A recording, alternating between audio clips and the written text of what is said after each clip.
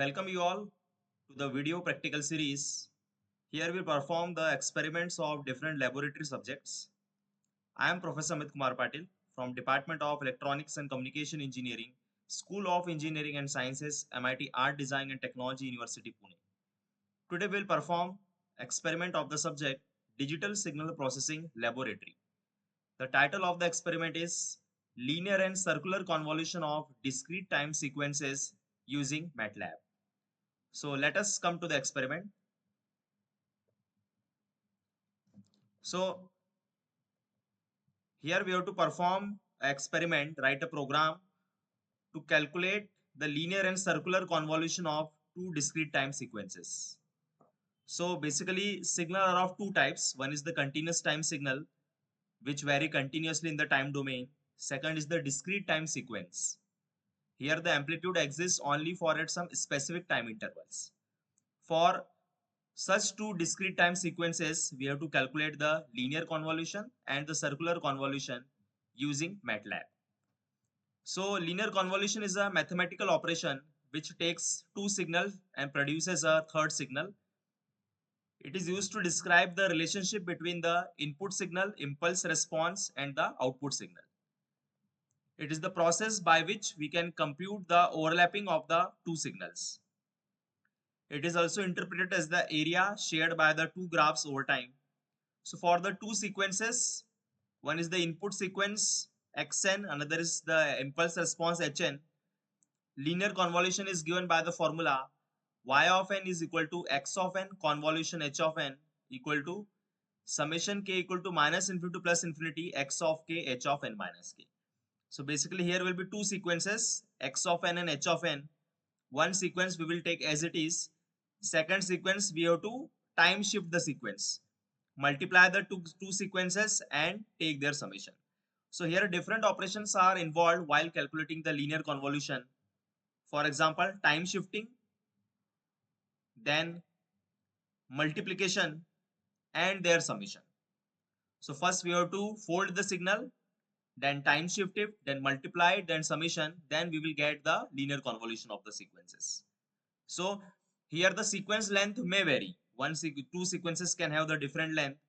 So it is calculated by the formula. To calculate the number of sequences, we use the formula n is equal to n1 plus n2 minus 1. Suppose the xn has number of sequences 4. H of n has number of sequences 3. So 4 plus 3 is 7 minus 1, 6. So total 6 values we have to calculate while calculating the linear convolution. Now let us come to the term circular convolution. So it is also known as cyclic convolution. It is the convolution of two periodic functions that have the same period. So here the condition is that both the sequences should have the same number of values.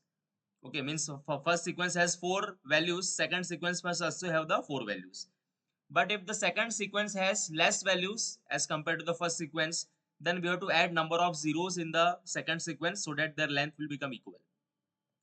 So circular convolution is defined for periodic sequence whose convolution is the circular convolution for the two sequences is given by the formula x3m is equal to x1n convolution x2n, that is given by summation n equal to 0 to n minus 1 x1n x2m minus n comma mod n. So here we have to circularly shift the signal. The difference between linear and circular convolution is that here the sequences will be shifted linearly, but here we have to, in circular convolution, we have to shift the sequences in circular order. Here the number of sequences in linear convolution is given by the formula n is equal to n1 plus n2 minus 1, while in circular convolution, capital N is taken as maximum of the length of L1 and L2. Okay, so in this way, we can apply the formula and we can calculate it theoretically. But now we have to perform this experiment on the MATLAB software or tool. So we have to write a code for linear convolution and circular convolution and calculate the result. So let us come to the MATLAB software for performing this experiment. So here first we will perform the experiment for linear convolution, then we will come to the circular convolution. So how we will perform the experiment? First we will take two sequences. We have to take input from the user. We will take input from the user for the first sequence, then plot the graph of the signal. Then we will take input from the user for the second sequence, plot the graph of the signal, apply the formula of linear convolution and calculate the result. In the same way, we will go for the circular convolution. So first, we will take input from the user to generate the first sequence. So here we have to write the command x equal to input, enter the first sequence. So this input will be taken from the user.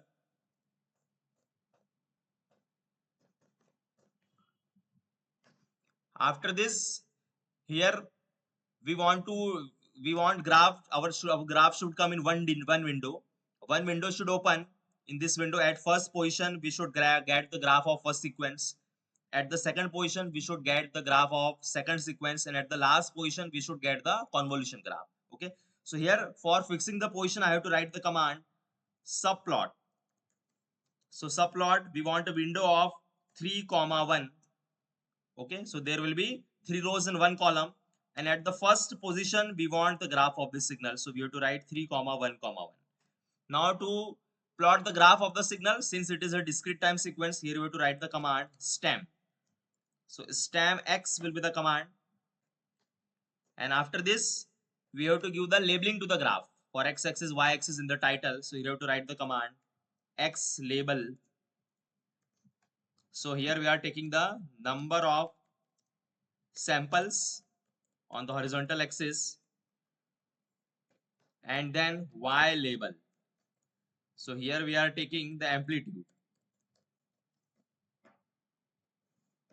and then we have to give the title of the graph. So title of this graph is the first sequence.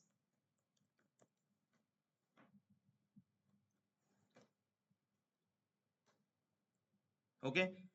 So even if you want, we can run this portion of the program.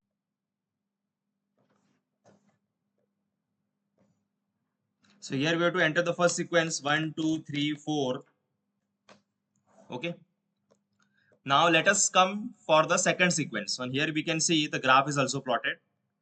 Now let us give the input, take the input from the user for the second sequence. We will write here y is equals to input, y is equals to input, enter the second sequence.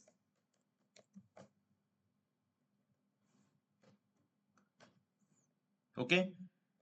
And then we have to fix this position, write the command to plot the graph of the signal, and title and label. So we will copy and paste these things, enter the second sequence. Here we want position should be second, and stem we have to change here y, and here title we have to give it is the second sequence. So we can run this portion of the program. So run it. So enter the second sequence. Suppose we give 5, 6, 7, 8. Okay. So this is the second sequence. First sequence is open and second sequence.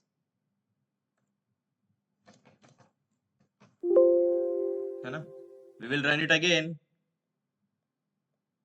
This portion of the program.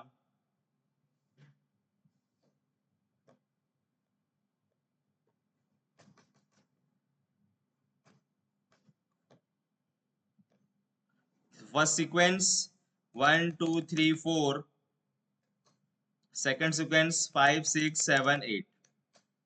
Okay. So now let us come to the convolution. So to calculate the convolution, here we have to write the command z is equals to convolution of x, y. This is the code to calculate the convolution. And after it, we have to plot the graph. So its position, we will plot it in the third position, 3, 1, 3.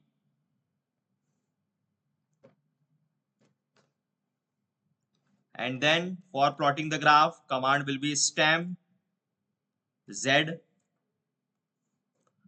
And then we have to write x label, y label, and title. So x label number of samples, y label amplitude, and title will be the linear convolution.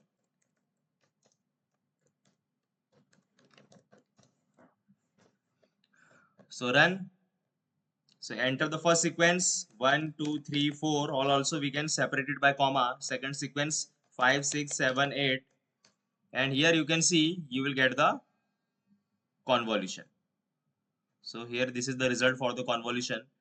Also if you want we can display the result. So for that you have to write the command display the result. Okay, so display Z. Now run it again.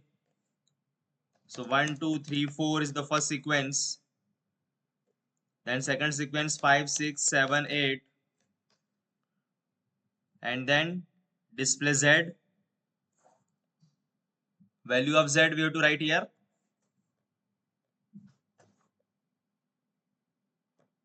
Run the code again. First sequence, second sequence, and this is the result. Okay, so this we have calculated the linear convolution of the T sequence. So this is the first sequence, then second sequence, and finally the linear convolution of the two sequences we have plotted here. To make more clarity, we can also put the grid lines. So I will write the command grid on.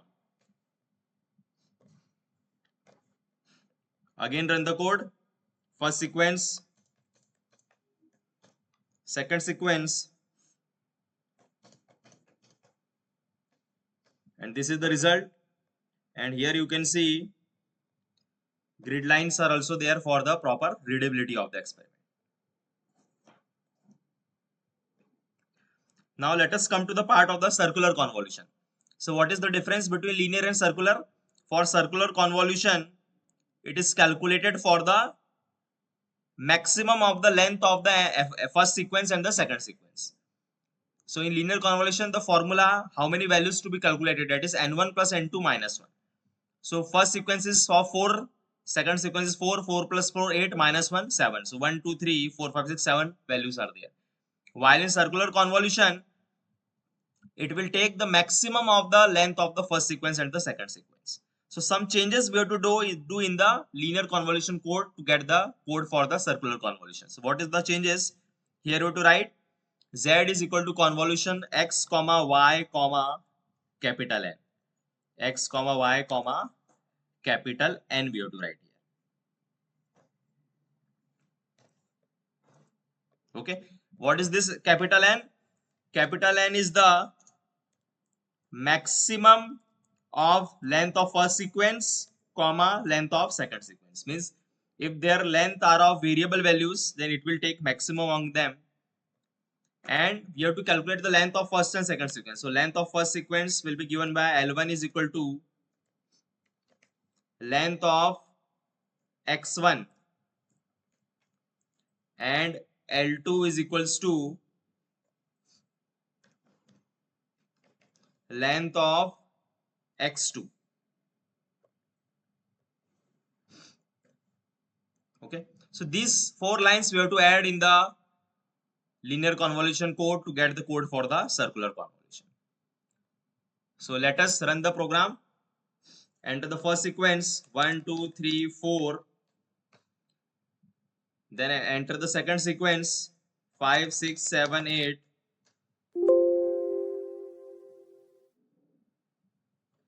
and here we have to write the code. The code is C. What is the code? Code is CCONV. CCONV for the circular convolution. Again run the program. First sequence 1 2 3 4, second sequence 5 6 7 8,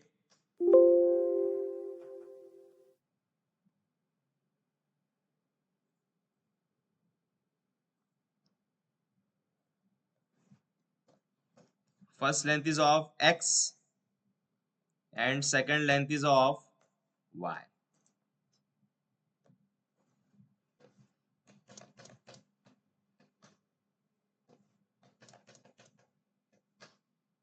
Here is the result.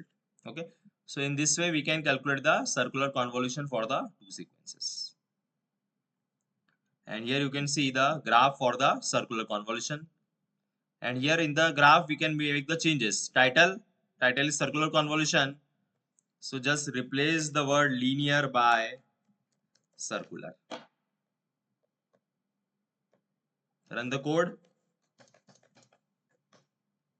Second sequence. And here you can see the result for the circular convolution. Suppose you give the variable length. If I again run the code, suppose I give the length variable. Means suppose the length is not same. This is the first sequence length. Second sequence is okay. So for maximum length it will calculate the answer. Okay. So maximum first sequence length was 4, second sequence length was third, so it has taken the maximum length 4, and for this it has calculated the experiment. Okay. So this was all about the today's experiment, how to perform linear and circular convolution of the sequences. Thank you all.